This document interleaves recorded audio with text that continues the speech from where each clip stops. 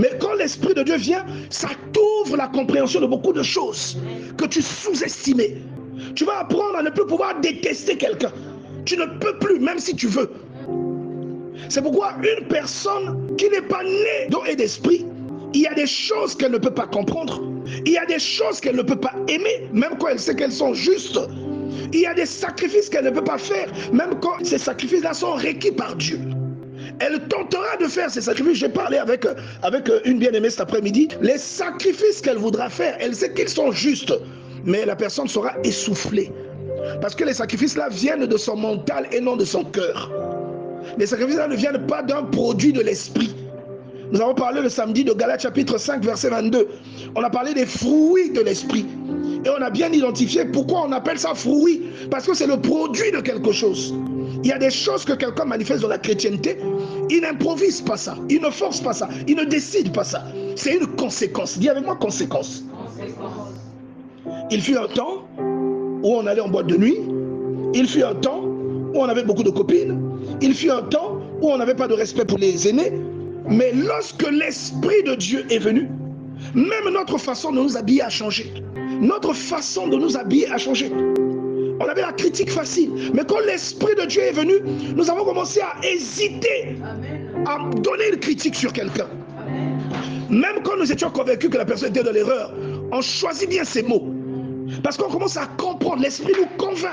On commence à comprendre certaines réalités qui n'étaient pas accessibles lorsque l'Esprit de Dieu n'était pas là. C'est pourquoi il y a des choses que tu peux comprendre avec l'esprit et des choses que tu peux comprendre avec la tête, le cerveau. Et ce que tu comprends avec l'esprit reste gravé à l'intérieur de toi. Parce que c'est une compréhension profonde. C'est une compréhension où tu prends la chose, tu la tournes, tu la retournes, tu la retournes. Tandis qu'une personne qui comprend avec la tête comprend simplement la façade de la chose.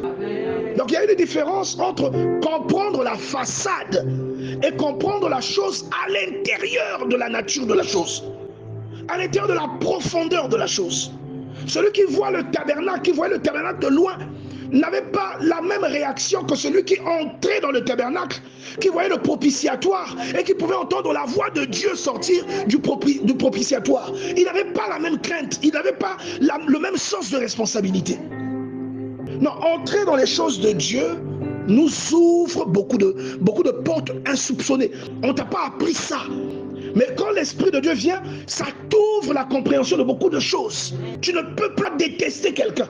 Même si tu veux, tu ne peux plus détester la personne. Est-ce que vous comprenez ça? Donc aujourd'hui, il y a beaucoup d'entre nous qui ne manifestons pas la puissance que nous devrions manifester, simplement parce que nous ne connaissons pas notre nature. Nous ne savons même pas qui nous sommes. Si vous prenez, par exemple, un carnivore comme un léopard ou un guépard qui se fait élever par une antilope, il mangera des herbes, vous le savez? Il mangera des herbes. Parce que c'est l'antilope. Et il s'identifie à l'antilope. Et nous aujourd'hui, nous nous identifions à un monde que Satan a pris le temps de décorer. Je comprendrais si un chrétien veut ressembler à Reinhard Bonnke. Je comprendrais si un chrétien veut ressembler à John Wesley. Je comprendrais si un chrétien veut ressembler à Thomas Lee Osborne. Je ne sais pas si vous comprenez ça. Je comprendrais même qu'un chrétien veuille ressembler à Nelson Mandela, quoiqu'il ne fût pas chrétien. Est-ce que vous voyez ça? Je comprendrais, parce que les valeurs qu'il a illustrées sont des valeurs que le chrétien devrait avoir. C'est ce que la Bible dit que le Saint-Esprit donne à quelqu'un. Et ça prouve une fois de plus que Dieu n'est pas dans une religion.